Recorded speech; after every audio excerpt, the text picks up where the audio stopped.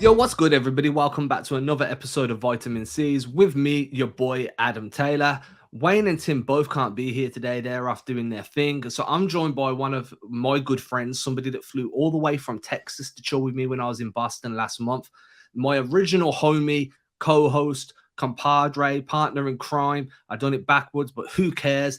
Mr. Will Weir, what's popping, brother? It's been a hot minute, man. Like he said to me last time we saw each other, it's like podcasting, but with legs. And now I'm sad because you ain't got the legs. Hey, man, but I know they're there now. I know they're there now. We So know that's a they big, exist, right? it's a confirmation. I know that you have them. I'm feeling good about it, man. But it's good to see you. We got, doing a little crossover episode, kind of appropriate, right? Celtics take out the Sixers, Philadelphia legend Allen Iverson, known for the crossover. We hit it with the crossover right after without our guys, Greg, Tim, and Wayne. But yo, I'm happy to see you, man. It's great to chop it up with you today. Yo, it's been a hot minute, dude. So I spoke to you once since I got back. One thing I'm going to say is now we know that each other have legs. I just want to look directly into the camera for when Greg watches this and say, I am not catfishing you. I am tall. I'm quite a wide dude. But no, man, it's been good, man. I miss chopping it up with you. Yeah. Like multiple times a week. Like that's probably been the biggest transition for me since moving to this show is like, I miss you guys, dude, man. How you living? How's things going, man? Things are good, man. I've had a good weekend. We're recording this here on a Sunday. I've had my cousin Jess, her husband Tony, were in town for the weekend. So I'm fat and plump, man. We've been eating our way through the city of Austin. So we've been living it up, eating all the good food, doing all the things you do. When you got like family or friends that come to visit and you want to show off your city, you want to make sure they're doing like a cross country road trip right now. So they tricked out this Sprinter van so that they have like a fridge. They got a bathroom in there. They got like they can turn it into a bed. It was funny. They were gonna sleep in the van, and I was like, I got a guest room, right? And they were like, I don't know, we don't want to impose. They're just like being overly nice, basically. And they have this like tricked out Sprinter van, so they want to use it. But they came in and they saw we had like an actual setup for the guest room. It was a very quick pivot to them actually using the guest room versus sleeping in the street within the van. So, things are good, man. It's been a great weekend, and on top of that, you got the Celtics where they're at, and then we're gonna get into that. But how are you, man? What's been good with you since you got back across the pond? Yeah, man. Like, I tell you what, it's taken a while to kind of get myself back on that hunger grind. Like, when you're shooting for a goal and it just seems so unattainable. So you work your butt off every day because you're like, man, the only way I'm ever going to hit this goal is to outwork everyone around me, right?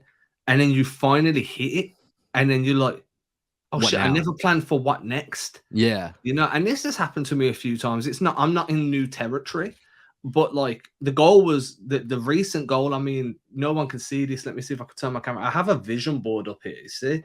So like you can see like there's a money tree, some health goals, but then you've got the TD garden, you've got the plane, YouTube, the Twitter goals, everything. Yeah. So like a couple of those goals, like the plane, TD garden, like all that stuff for me was like, I want to get there. I want to do that as media. So I hit that in January, dude. So then I'm like, damn, that was my main goal for 2023. And that's kind of checked off month one. You know what I'm saying? So like, it's been an adjustment, just trying to find that motivation, figure out what I'm going to use as fuel. I got some new ink. It didn't turn out the way I wanted. Like something I've got to go and have to. What'd you get?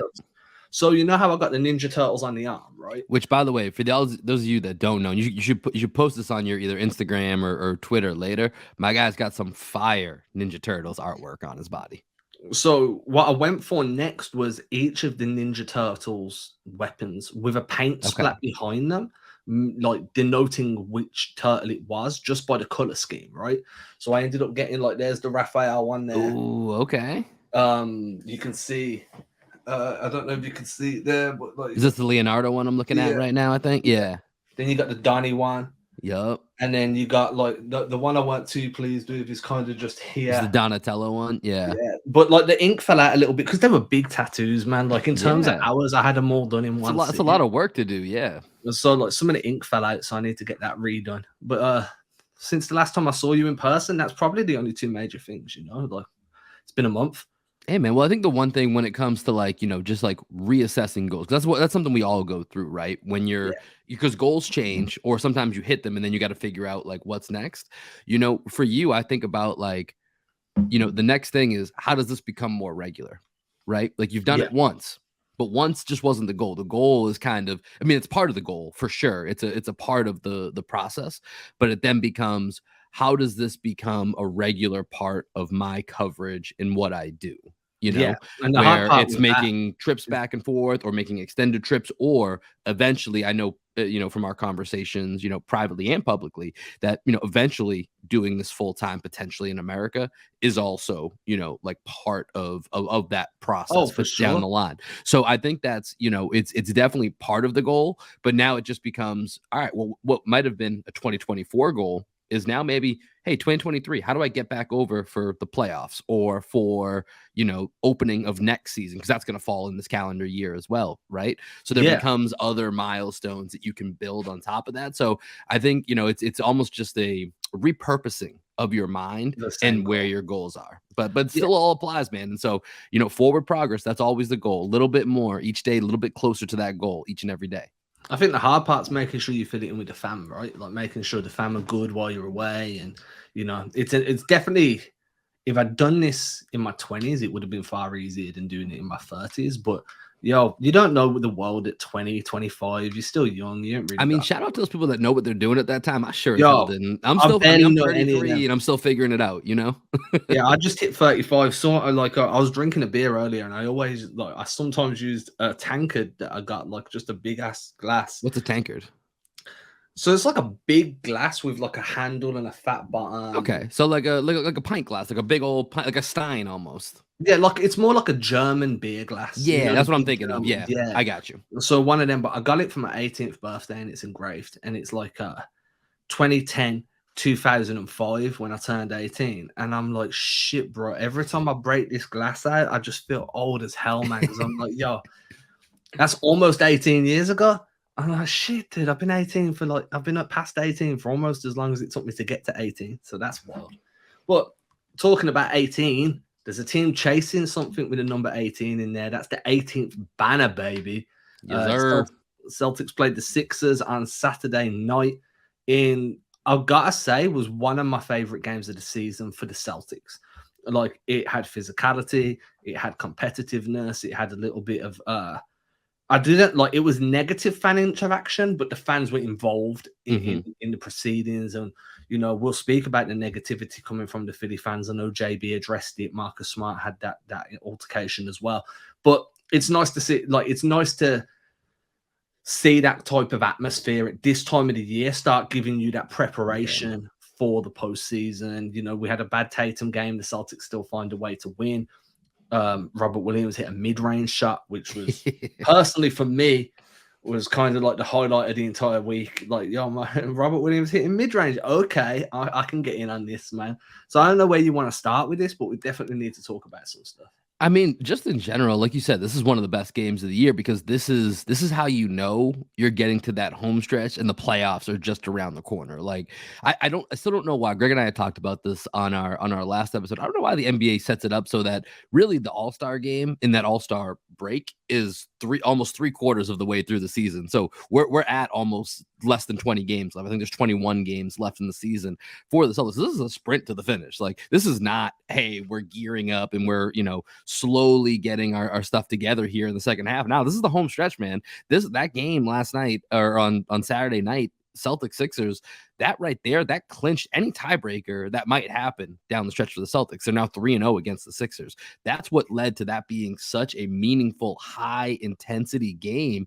And, like you said, I think probably the place to start is with Jayson Tatum. At least I think that's a good place to start. It doesn't have to be maybe not the best, but it's a good place to start because he was, let's just say, he was poor for the first three quarters of that game. But the resolve, the depth, seeing this, Jason said this in his post game interview on ESPN. That was a team win. That was the definition of a team win. And you saw on the other side, kind of juxtaposed, you have Joel Embiid, who both him and Tatum are MVP candidates. Embiid was the more MVP like player for the majority of that game. But then Tatum, he had that next level, that's something else that he knows where he is in the hierarchy of the NBA. And so he still kept pushing through, still kept making the right plays despite having some struggles, had double-digit rebounds, had 6 assists in the game, and then was still, like he told Grant Williams coming out of the timeout, game time. He knew what he was doing with that last play. They run that Brad Stevens, ATO, come in, he hits the big shot to win the game. And so, I think it speaks to what this team can do when they have their superstar, their top 5 MVP candidate, who can have a bad 3 quarters, still knows what needs to get done in the crunch time and in fourth quarter, and the depth that you have to be able to sustain and be able to play at a level with a Philly team that has been rolling as of lately. And now you have 2 wins in the last couple of weeks that really, that really kind of speaks to that Joel Embiid quote that always goes around. This isn't really a rivalry. They kick our ass every time. Every time you look up at that scoreboard at the end of the game, Celtics seem to be beating these Sixers despite all the other teams the Sixers have been rolling through. Yeah, and I think that part of that is a mental aspect, right? Like it's got to be at this point. There's no doubt. You mentioned a juxtaposition as well, and I kind of want to push on that a little bit more and be like, it wasn't just a juxtaposition in Embiid's dominance versus Tatum's struggles. It's a completely different style of play between the two teams. So the Celtics allow Tatum to do what he does within the flow of the offense. Everything is egalitarian. Everybody gets their touches. Everybody eats, in that paid in full quote that I love so much from my boy Ace Boogie. Everybody eats. Over in Philly, things are a little bit different, So what you'd see is there was a lot of force feeding Embiid, and then especially early in the first, midway through the second, they went back to it a bit. They'd feed Embiid, and then they'd have one of their other scoring threats, usually Tobias Harris, make a delayed cut. So they'd feed Embiid. You'd probably count to like 7 or 8, and you like stopwatch in seconds, and then all of a sudden, or like milliseconds, then Tobias Harris is cutting. And the reason he's doing that is to start pulling guys away from the nails, so there's no helper to stunt on Embiid. And now Embiid can just face you up or back you down or do whatever he needs to do with his MVP like skill set. And they feature him heavily. And I think that was a noticeable difference in, like, Embiid is phenomenal. Like, I'm not going to take anything away from him. I think he's definitely one of the best players in the league. If he could stay healthy, like long term, you'd probably be talking about him as the best player in the league. I think if he'd been healthy for most of his career, blah, blah, blah. I don't really care about those conversations. But still, my point is that Philly generally, even James Harden takes a backseat to Embiid. We feed Embiid, and then what we do then is we what's the word I'm looking for? We rotate around him. Mm-hmm. It's very heliocentric. Everything happens off of Embiid, whereas with Tatum, everything happens through the team and through the system. And when you mention juxtaposition, there's definitely their performances stand out, but the style of plays and how both teams look to incorporate their star is what really stood out to me. And we've seen it before, but I felt like this game was far more enunciated in terms of the differences than what they have been in the other 2 games. Yeah. And I think this game, it much like similarly in a different sense, because the Celtics were missing so many guys the last time that they played the Sixers, but it just speaks to the team aspect of it all, right? Because we can go look at that Sixers team, and yeah, you have Joel Embiid. Yes, you have James Harden. Even when he's not shooting the ball, he's one of the best passers in the NBA, so he's going to find a way to impact the game. Then you look outside of that. You got, Tobias Harris. Every once in a while will have a quick stretch where he feels, really impactful, and he's your 4th guy. That's kind of, that and some steady defense is kind of what you're looking for, so that's okay. But then you look at, like Tyrese Maxey to me last night. He's a guy that I really personally like. I felt like he had almost zero footprint on that game the other night. Like, I just did not feel his presence. And to me, that's actually when I think Philly's the most dangerous, is when you feel like, I don't know what to do when Embiid is backing somebody down in the post, kind of plotting, and then you throw this curveball of Tyrese Maxey shot out like a cannonball, getting up and down the court for, what could be a quick 6-8, 9-0 run that Maxey can do all by himself. And the Celtics were kind of able to negate that. And then when you look at their side and the way that their team is positioned, And, you've got obviously, like I said, it was an off night for Tatum, but you've got, 15 points from Al Horford, who came out in the second half and was shooting the club up like Stojakovic out there, knocking down 4 threes in the third, added another one in the fifth. You've got Robert Williams with 14 points, Jaylen Brown, obviously 26. You're expecting that out of him. Then you have another 10 points from Marcus Smart. And then the guy that's just been on, in fuego for the last month plus, Derek White, has another brilliant game. And he's someone I think we should talk about for a little bit here too. He's got 18 points, and that's not even getting, a ton of just offensive scoring production out of Grant Williams or Malcolm Brogdon, but those guys combined for 12 rebounds, good defense. And so you have just a lot more depth to the Celtics team. And for me, long term, when I'm looking at Sixers versus Celtics specifically, I think that to me is where there's the biggest difference between these two teams. Is the Celtics are just more well-rounded. They have better depth. They have better ways to be able to frustrate, even if they don't entirely stop or shut down the best players in the Sixers. They have more answers than the Sixers do for the Celtics. And so I think when I look at last night, I look at the way that this season series thus far has played out and the history, like we talked about, that mental aspect. Philly's becoming more and more a team that I'm less and less worried about, despite how well they play outside of games against Boston. It's a team I'm becoming less and less worried about as long as with health, in reasonable consideration. It's a team I'm becoming less and less scared of as we get to the playoffs. It is tough, right? Because when you came into the start of the season, they were like, they'd gone out, they'd added PJ Tucker. They'd added Tyrese Max. No, not Tyrese Maxey. They'd added the Anthony Melton. Yep. Another Who's year worked out well, by the way. That was your boy. He's worked out very well. My boy. I wanted Boston to get him. Another year of development for Maxey. They've had the off season with Harden and everything, and it did feel like, man, Philly are in a position where they could make a run. But as you said, I'm not scared anymore. I don't fear them, and I understand. Look, this is a deep team. They've got a championship caliber coach in Doc. But to be honest with you, I think the modern basketball in 2023 is not Doc Rivers' strong suit. I think that coaches have evolved. They've become more creative offensively. They've become more in tune with defense. And I just think that some of the adjustments that the league has made feel like they've passed Doc Rivers by. And that might feel like blasphemy considering, he helped the Celtics win a championship in 2008, but the league didn't take its shift to this more creative, high-octane, free-and-D offense until like 2015, 16, around about that time. Mm-hmm. And I feel like, I genuinely feel like maybe Doc Rivers won't win another championship, and maybe this is his best opportunity, but it felt like his time with the Clippers could have been an opportunity. Like, there's been times. I mean, notoriously, he's blown multiple 3-1 leads since leaving the Celtics. That's a big part of his reputation. And he's a player's coach. I think of him not necessarily as, in the realm of a Spoelstra, a Nurse, I think of him as more, hey, we have a lot of large personalities. We have Kevin Garnett, Paul Pierce, Rajon Rondo, Kendrick Perkins, and Ray Allen somewhere trying to be quiet, but we need him to be, a part of this team. We have Blake Griffin at his peak with DeAndre Jordan and Chris Paul and JJ Redick. Now we have Joel Embiid and James Harden, and he's someone that can certainly mesh those personalities to get a lot out of them.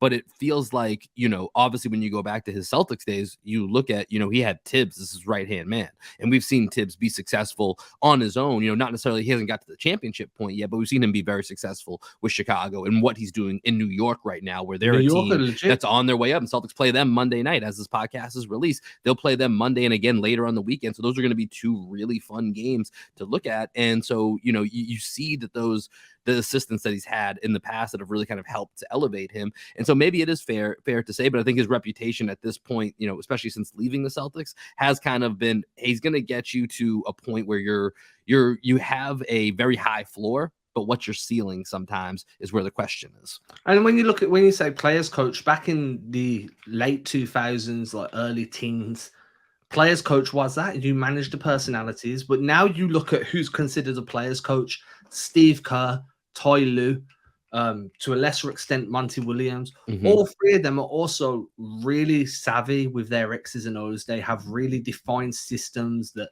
players kind of play within and, they thrive within. But they're players coaches. You talk about the biggest players coach in the league right now, it's Ty Lue, but he's also one of the best ATO guys. He's always got a good offensive scheme, a good defensive scheme. When the Clippers were missing everyone last year, they still made a push down the stretch.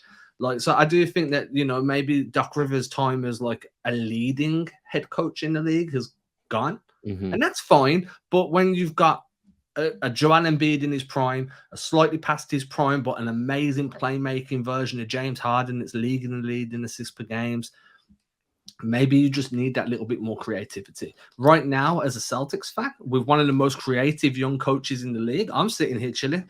Yeah. I mean, like I said, I feel really good about I feel really good about this matchup. Should this come up in the playoffs, how would you feel if the Celtics and Sixers matched up in a 7-game series? I see it going. What's that? 6 games. I mean, I think this is one of the series that I at this point now, it's hard for me not to look at it. And if I'm really feeling chesty, it's a 5-game series. Oh, Now, gentlemen sweep. Coming with that El Fuego. It's a little bit of spice, but I was thinking about this as I was watching the game, and and obviously, so I caught the game. I caught the end of the game last night. Rewatched it this morning while I was having some coffee, and so it's a little bit. I know what's building up here, right? I knew what was going to happen. Which, by the way, we haven't even mentioned that Joel Embiid, 3-quarter shot right after Tatum's buzzer. Tatum hitting the shot with 1.8 left. That was insanity. My whole family was here who doesn't watch basketball. They were just appeasing me by letting me put it on TV, and everyone shouted. Even Taco, my dog, stopped and was like, "What's happening?" Everyone freaked out after that. That was a pretty insane moment. But, I was thinking with this matchup, like it's just hard for me given the mental history, given, everything we've seen play out this season, that I just don't think this is a team that is going to have enough, for a lot of the reasons that we've kind of already gone over, have enough to really get by the Celtics. I just think we have more answers than they do, both offensively and defensively, than they do for us. And so, Greg and I were talking the other day. I think they're probably third on the list of teams that actually worry me in the Eastern Conference. And that feels a little ridiculous sometimes because they have a guy like Joel Embiid. But if history tells us anything, like maybe I'm not crazy for saying that I think this is I don't want to say it's an easy 5 game series. I think it's a very close 5-game series, but I still think it's probably about a 5-game series should they meet in the playoffs. You see, I think Joel Embiid gets you 1, right? So that's where I'm at with 5. That's your gentleman's sweep. But I think that I think there's a world where the Celtics have a bad defensive night and they struggle. And Philadelphia realized that the whole point of having Embiid and Harden on the floor is to run Embiid, Harden pick and rolls, especially side pick and rolls, where it's just going to make things harder. I think there's a world where Philly figured that out for a game before Boston goes back, watches the film, adjusts, and kind of nullifies that. And for that reason, I've got it in 6, just because I'm like, I think that the Celtics have a deeper coaching staff. I think they're a completely deeper team, more diverse defensively, more diverse offensively. But that doesn't mean you don't drop a game before you go back and learn from the film, right? So I think Embiid being Embiid is going to get you 1. And then I think figuring out a way to be effective with Embiid and Harden against the Celtics defense is going to get you 2. Well, 1 more. But then the Celtics figure it out and finish the game in 6. But I don't see that series going to 7 is what I think we both agree there. Like, that's a stretch, right? I think that would be. I mean, here's the thing: the playoffs are a different beast, so it all depends when this theoretical matchup happens, whether it's the second round, third round. Because I look at the Miami series in the Eastern Conference Finals. Celtics, that series went 7. They were a Jimmy Butler 3-pointer away from never even making the finals last year. But I feel like that really shouldn't have been a 7-game series. It will go down in the record books as being one, and like I said, we were 3 points away. But that felt like a series that the Celtics, hopefully, when we get to this postseason, have learned from. You got to take care of your business. You got to lock it down. And if you can, in 5 or 6 games, so that you're not expending that energy, because I think it really hurt them by the time they got to Golden State and you saw them, worn down for a bunch of reasons. But part of that was the extension of that Miami series. And the Milwaukee series. And the Milwaukee series. But that one I feel like was destined to go 7. Because that was like a 7-game series into a 7-game series. For sure. Into the finals against the goddamn Golden State Warriors. And that's where I'm saying, against Miami, when you look at a couple of those games where there was either leads that were blown or they didn't, finish down the stretch, they weren't able to execute. And it's like, man, if we could have just taken care of our business in a few of these games and got out in 5 or 6, you have that little extra rest. Because I think Milwaukee with 7 games, I think that was unavoidable. Miami, I think, was avoidable going to 7 games is kind of my difference for the two. Now, That's fair. and that's the point that I'm trying to make with Philly here is that depending on when you catch them, whether it's the second round or third round, if you've gone through, a grueling 7-game series, you're banged up. Of course, that changes things a little bit. But, in a world, and at least the way that the standings are playing out, it looks like if the Celtics were to catch the Sixers, it would be maybe in that second round in a 1-4 matchup, or it wouldn't be if they end up getting that 3 seed where they're at right now. Wouldn't really be until depending. I mean, Celtics are right there with the Bucks, so they could end up in that 2 seed just as easy. So it's going to be either that second or third round. So depending on what you're coming off of, that could change things. But I think the way things are right now, I think we're totally in agreement here. 5 or 6 game series, Sixers are not the team that scares me the most. I mean, I think that's easily the Bucks, but I think the Cavs actually probably scare me a little bit more than Philly does. But that might just be a little bit of the unknown. Yeah, so I've been scouting the Cavs. I'm not even going to lie. Yeah, tell me. I mean, I said, I think that my biggest concern, and I said this on an episode last week, actually, was my biggest concern is the way they utilize Evan Mobley, right? Yeah. And the way they put him in the corner when they're playing offense. So now all of a sudden so what happens is you put one of your most impactful big men defenders, which is usually Al Horford, and you put him on Mobley. And now the Cavs are going to put Mobley in the corner and ask Mobley to stretch the floor, or they'll run some flex offense to get him coming into the post or whatever it may be. But he starts out in a half-court offense in the corner quite frequently. And all of a sudden, your defense is just stretched apart. And then Donovan Mitchell just gets a nice little back screen or a side or a pick and roll or whatever. And there's no key rim protector down there. Now, I think Boston have the ability to kind of counteract that with Robert Williams and the dual big lineup. But the downside is they also have Jarrett Allen, and they run dual big lineups a lot of the time. Yeah. Do you know what I mean? So that one little caveat, little bit of Spider-Man meme right there with the 2 front courts. But that one little caveat of having Mobley go out into the corner just changes the composition of your defense, right? Because you have to account for him. He's got too much height to reliably expect a Marcus Smart or a Brogdon to guard him, because he's just going to shoot over you, and he is he's a viable 3-point scoring big man. So you really want to keep a big on him to be physical, to stay in his shooting space, to kind of deter that shot. But then you're taking one of your rim protectors away, and they've still got Jarrett Allen. It's a vertical threat. And now it's just who jumps higher this time versus Rob and J.A. And it's just tough, right? And I think that Cleveland are built more in the way to give Boston problems because of the little caveats, like having the option to put Mobley in the corner, running horn sets with 2 big men, one that can pop, like doing a lot of stuff that Boston do, right? Yeah. They can put Horford and Rob in a horn set. Rob rolls, Horford pops. So can Cleveland. Like, there's just so many similarities between the two teams. The only thing is, I just think Boston's that bit more experienced. They've got that bit more high-end talent. I think both teams are deep. Yeah, I don't know if level, right? Yeah, at the high end, Cleveland's deep because their top 4 can match up with any 4 in the league, right? Yeah. You know what I mean? That's where it is. It's that next level down that I don't think they have, and that's a little bit in the Philly Boston sense, where I just listed Derek White, Malcolm Brogdon, Robert Williams, all these guys that you are adding into addition to your stars, to your defensive player of the year, to your 2 all NBA guys. And so that's where I think there's a little bit of difference. And you mentioned the experience. I think the part for you covered most of the reasons why I think Cleveland it's just a matchup thing more than anything else. They're just so much more. Like you said, it's that Spider-Man meme, but it's not just the players, it's the design of the roster is so similar.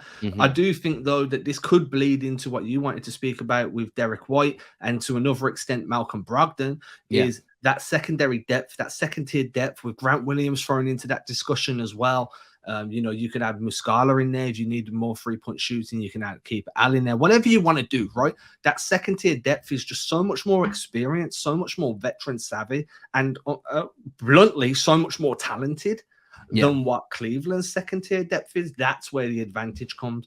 But does that get you out of a series in 5 games, 6 games, 7 games? How much more valuable is that depth as teams start to get so much film on you and so much familiarity with what you're doing? So I think with Cleveland, the one, and then Greg and I had talked about this, the unknown part with them, number one, is a little bit of the experience, but we know Donovan Mitchell is a big time playoff production player. He's a Like we know, baller. we know that he's not going to be afraid to say, "Oh, Jalen, you're going off tonight. Bet, let's match." Yeah. Same to Jayson Tatum. He's going to say, "All right, you want to do a 40 for 40 club? Let's go hit Jay-Z. Let's do the 40-40 club tonight. Let's go. I'll match you with that." The part that is kind of the mystery of the Cavaliers is, does Evan Mobley just make that leap? Greg and I talked about this in the last episode. Is this when Mobley just decides, oh, hey, I'm going to tell the world this is my moment that I'm making the leap? Maybe it's not till next year. Who knows? But that's the thing. You don't know, right? You don't know until you know. And so if that's that moment and the Celtics get, a little bit banged up and it cuts into that, the disparity and the depth, all of a sudden you may have yourself a very different situation. So that's where I think it gets a little bit interesting with the Cavs. But the pivot to, you brought up the Derek White, Malcolm Brogdon, the depth there. Early on here in the second half of the season, we're only 2 games in as we're recording here. We had the OT win against the Pacers and the buzzer beater here against the Sixers that we've been talking about. And I think the interesting part is that we've gotten a little bit of a glimmer into what Joe Mazzulla's mind is going to look like when it comes to rotations and minute distribution with everybody healthy, because it's been very rare. The Celtics are blessed to have so many insurance policies, from Muscala to Blake Griffin to Peyton Pritchard, but it's been very rare that we've had just what we presume to be the core playoff group together. And so now we've gotten that in kind of back-to-back games. And I think it's really interesting to look at what that minute distribution is going to be for Joe Mazzulla. And I think the first place I want to start is looking at that 3-guard lineup, right? Or not necessarily the lineup, but the 3 guards, the Marcus Smart, Derek White, and Malcolm Brogdon. Looking at the 3 of them and how those minutes break down, and looking at that Philly game, you get 20 minutes out of Brogdon, you get 25 out of Derek White, and you get about 20, just under 27 minutes with Marcus Smart. And I think depending on the game, this is where I'm going to be really interested to see if Mazzulla plays a little bit of the feel it out type game with them, where they're all going to be somewhere in that 20 to 28 minute range minutes wise. But who closes? Because I think between the 3 of them, I think it has to be variable. Like, I don't think it's a guarantee. I think there's 3 guys in my mind that close every single game for the Celtics, no matter what. That's the Jays and Al Horford. I think those other 2 spots are very matchup dependent, and depending on what the flow of the game is, who's having the better game. And I feel like I don't think it's going to be an issue, but I want to watch how Joe Mazzulla handles that down the stretch of the season. I mean, the one thing with Smart's minutes from that game against Philly was obviously he got in foul trouble. For sure. I think that was in the 3rd, right? He had that kind of BS foul call against him, and it was what it was. But like you say, that's where the variable comes in, right? Right. Smart was in foul trouble. Derek, you're going to play a few extra minutes tonight because we think you're playing better. Like, you've got the better matchup than what Brogdon does, so you're going to get the extra minutes tonight. Coming against New York, maybe it's Brogdon. Brogdon's got the advantage, so we're going to give it to Brogdon. And they are very different players, I think. But I do see Derek White doing things now after 2/3 of a season playing alongside Brogdon that I didn't really see him doing at the start of the season. Like the Celtics, the Celtics run a bunch of Spain actions where you have the side ball screen into the back screen. Derek White used to pass out of those. He used to drive in and kick the popper. Malcolm Brogdon is like literally just rejects that first ball screen and just drives, because there's a lane there because the back screen is dragging. That's how Derek White got a bunch of buckets against the Sixers. Like, I feel like they're learning off of each other as well, right? And Derek White's game's development and his ability to score off penetration, I think, is courtesy of being around Malcolm Brogdon and seeing how he kind of attacks out of those situations. And that's what's meant to happen, right? Iron sharpens iron, steel sharpens shit, whatever it may be. But I do agree with you where defensively there's different upsides, different downsides to these guys. Game management in terms of who's got the calmer hand. Marcus Smart can sometimes be emotional. Maybe that's valuable in this spot, but in this spot it's a negative. So we're going to go with Derek White, that's just got the coolest poker face in the world. Maybe we need someone to start talking politics. We're going to bring in Obama for a set here or there. You know what I mean? But it is what it is, right? And I completely agree. I think, but that depth is a luxury. And if all else fails, if Smart's having a stinker, Derek White's being guarded out of the game, Brogdon's kind of having to shoulder too much, hey, we're just going to throw Peyton Pritchard in there as a 2-guard because we know he can play that position. He can space the floor for you. Now we're just going to start doing some other actions there. The depth is just ridiculous, man. Yeah, I love that you gave a shout out to our guy Peyton Pritchard in there. I don't know if he's going to be as much a part of that late game equation, but Oh, it does not at speak all. to the point. It doesn't, but it speaks to the point of the luxury. But I want to get your take on this. Do you agree with my point that when we get to these big games, there's three guys that no Yeah. matter what are in that closing five, and those other two spots are variable? Yeah, I think there's no denying that. I would say that Al Horford could be variable at times as Okay. well, just because depends if a team's playing with more pace. Maybe you favor Rob there than Al, I'm right? just more accounting for in the postseason, the game tends to slow down, Slow down. It's a bit more half especially in the court. last 4 to 5 minutes of a Yeah, close game, but and the sometimes versatility that he has. sometimes it can go the other way and it turns a little bit frantic, especially in the earlier rounds. Do you know what I mean? And like For if sure. it's a game six and it's a win or go home situation for one team and it's a 4 point game, no one's slowing that down. They're speeding it up because they Mhm. want the possessions, right? And that's where Rob Williams could pay more dividends. But I do agree for the most part, Mhm. Jalen, Jason, Al, those three are your core closers. Then you can choose between Rob and Grant. I think those two are your primary two discussions at the other big man spot. Um, Personally, I wouldn't want to see Muscala or Cornette closing Yeah. there, nor would I Blake Griffin. But Blake Griffin is a vibe, so if he's closing, it means something's gone well. I'm down. And then on your guard spot, like you said, it could be Marcus, it could be Malcolm, And it could I be think and I think Derek. there's a chance it could be two out of those three guards, and they even They depending move up, on yeah, the and they go matchup. big, right? Exactly. Yeah. Yeah, but then you have Al at the five, and Tatum's the The nominal four. four. Yeah. Yeah, I get that. And I think that works as well because then you can have Smart. If that's the case, it's going to be Smart and White, in my opinion, just for the defense and offense. Mhm. I think Brogdon's a very respectable defender, but he's definitely a level or a level and a half below Derek White on I defense. mean, I think I've been beating the drum on our show with me and Greg over agreeing with Envy that I think Derek White should be all defense this year. I think Derek Yeah. White has been, especially when you factor in he doesn't miss games. When you factor in that, I think for the Celtics, I think he's their best all defensive candidate. Now, obviously, Rob has missed, I think, probably too much time. Same with Marcus; he's missed a lot of time. He still will garner obviously consideration getting on that team coming off a defensive player of the year. But I think there's a case, and maybe maybe I'm too head over heels for Derek White. I have fallen madly in love with Derek White. I'll let you go. I hear you say I've that. been giving him flowers each and every show like it's Valentine's Day because I just can't get enough of this guy. And so I do think that there's a case where because of his availability and just generally the way he's played, I'm gonna say right now, he's been the Celtics' third most important player this year behind the Jays. You wouldn't want him all team first defense, though, right? Because like you got I mean, I haven't really Drew and sat down and stuff. thought about, the number of spots and what that looks like. So I've just been, I'll do that as it gets closer to Okay, the that's end of the fair. season. But I do think he deserves to be right in that mix for all defense, whether it's first or second team. I haven't really thought enough about that yet. No, that's fair. I mean, I don't have an argument against it. Yeah. Do you know what I mean? I mean, I tend to. Well, everybody knows I focus more on the what's happening when who set what screen Hmm. more than awards. But like, if I was to sit down and think about it, that I couldn't rationalize myself out of Derek White deserving an all defensive position. Yeah.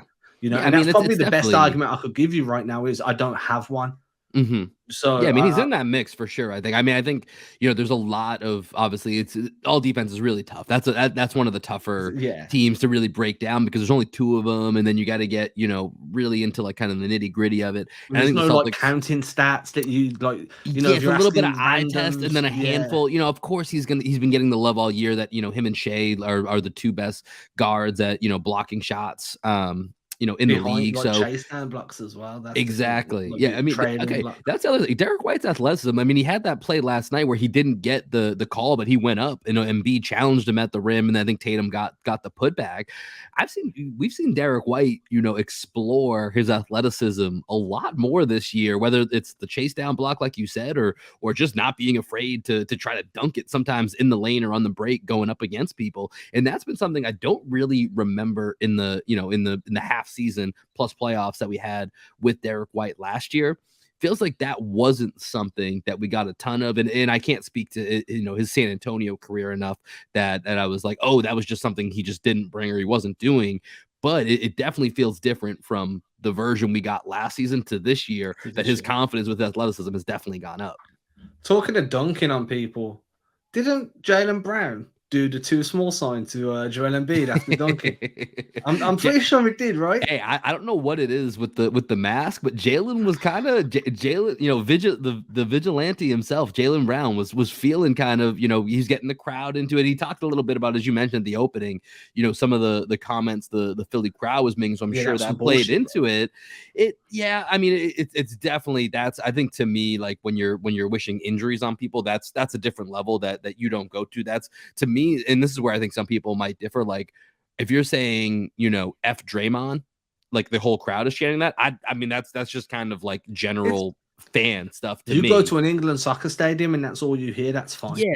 You know Yeah, what I mean? Like when you're throwing stuff, or when you're wishing, when you're chanting for injuries, or injuries or like the incident with the Raptors and KD in the finals, where they were like applauding when he went down with the injury, like that stuff's out of bounds for me. Obviously, and then yeah. anything family related, whatever, like personal stuff, like that stuff is off limits. But I think Jalen was embracing that villain role. As he's walking off the court last night, he's asking for the Philly fans to give it to him. He's looking for that. And so I don't know if maybe this is just a different persona that we have now with the masked vigilante himself, Jalen Brown. Yeah, I'm just saying that when you're flexing on Embiid, telling Embiid he's too small, like you're in your swagger bag. Like, It's a good way to put it. Yeah, he was like definitely in his swagger bag last night. yeah, you're in your bag of swagger, your swaggadocious, braggadocious, however you want to put it. I'm just like, yeah, I'm there for it. Like this season for me, at this point, where I've got to the point where I kind of know what they're gonna run. Like, I'm kind of comfortable with what we're expecting from each guy, whether it's a good and you can kind of easily see whether it's a good game or bad game. Now I'm kind of like I'm here for the vibes.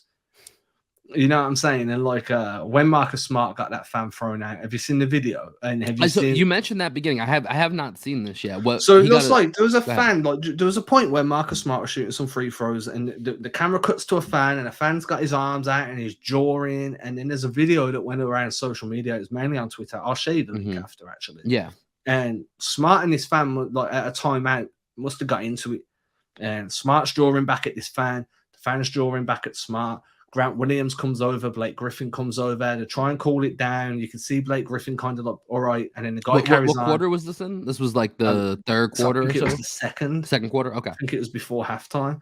But what happens then is like Smart basically says to the ref, like, you got to get him up out of here.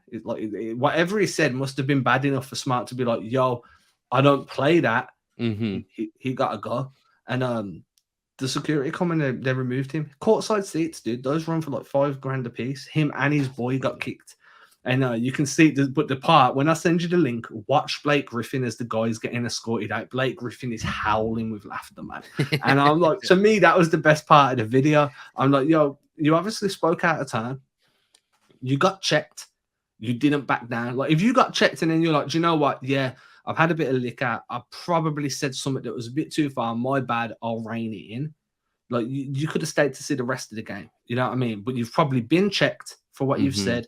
And, the alcohol's made you say whatever it is that you said, or you just feel like you're about that life. You say what you've said, and then the security, like, you got to leave. And then you just got old ass Blake Griffin in the background howling at you. This is the same Blake Griffin that punched out a coach. So he understands what it's like to be on the receiving end of this being escorted away. Do you know he's having a great time this year, man? It's just Blake Griffin. Blake is just living his best life. And so, I was thinking about this hypothetical question. Now, this is let's play the. I'm not trying to jinx anything here, but let's say the Celtics end up getting banner 18 this year. Blake Griffin is playing, his minimal role, but he's playing it well, and he seems to be having a great time. Seems to be a great locker room guy. I mean, I know there was an article a few weeks back where Joe Mazzulla really leans on Blake and Al as kind of like his council members almost, right? Like they're like almost like a triumvirate inside the locker room to make sure, because they're all about the same age, right? I think Blake's 33, 34, Joe Mazzulla's 34, Al's 36. Those are the closest guys, in age.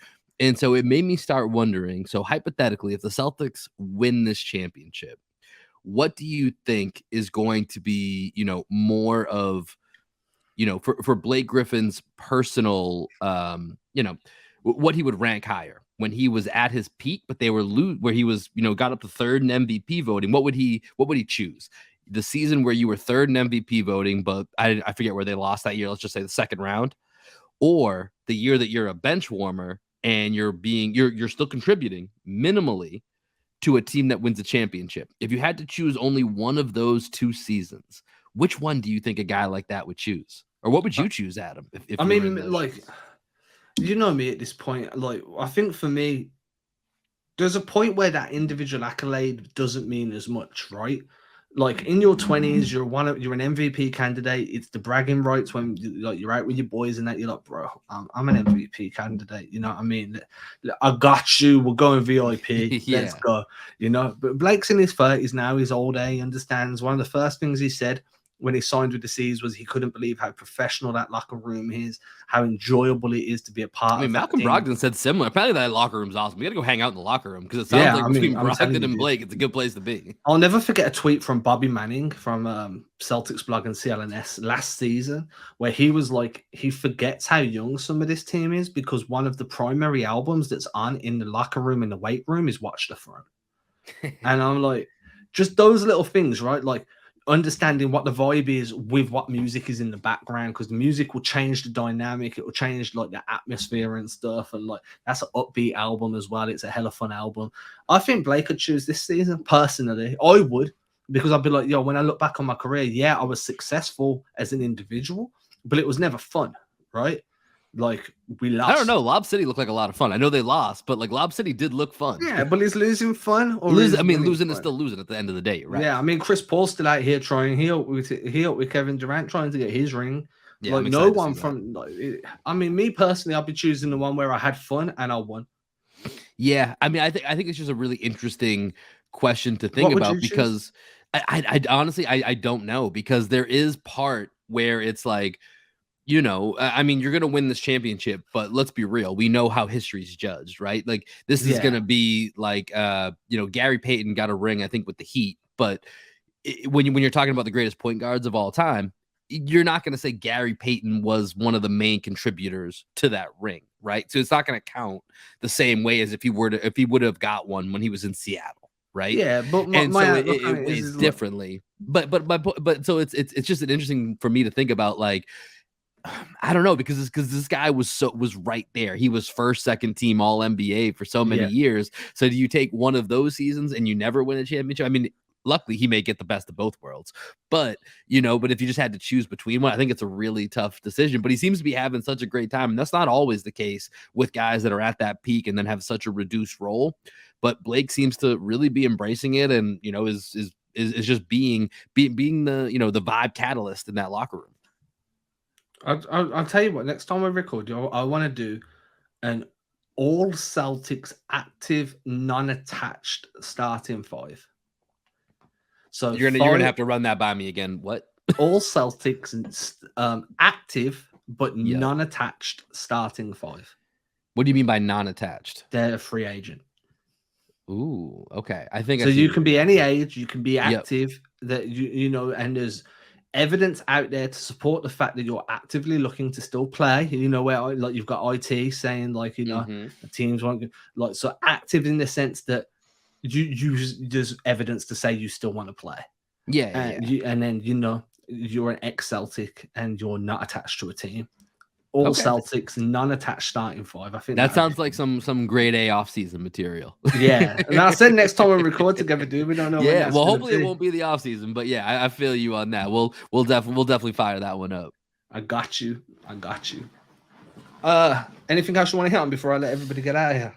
Nah, I think we're good, man. Here, it's an exciting time right now for the Celtics. I think this upcoming week is just really exciting. You got the Knicks, the Cavs, the Nets, the Knicks again. Like that's a real, and actually the Cleveland right after that too, the following week. So this is a real tough stretch of some serious Eastern Conference opponents. And I think Brooklyn, even though it's new look Brooklyn, like it's still a lot of really good players. You saw Mikal Ring Bridges drop defenders 40 plus galore, points dude. the other night. Like I'm excited to see what that looks like and see how the Celtics respond to these teams that, as we're trying to see what does Joe Mazzulla think about the playoffs and what his rotation looks like. So I think it's really great that we have a healthy core going into these set of games here against these other Eastern Conference teams. So that we can really get the idea of what the Celtics team may look like. But That's for this week, Adam. It's been a pleasure chopping it up with you today, man. Always good to get back in the saddle.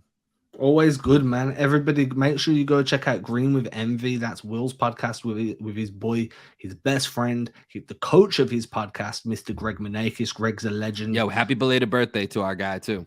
Yeah, I shouted him out on WhatsApp, but no one saw that, so I'll do it again. Happy birthday, Greg, my guy. I've moved my camera as I said it because I got so happy. Everybody, if you've enjoyed the show, make sure you hit that subscribe button wherever you be at, whether that's on audio, whether it's on video, whether it's on both. You know me, where to find me on socials. We'll catch you again later this week. Peace.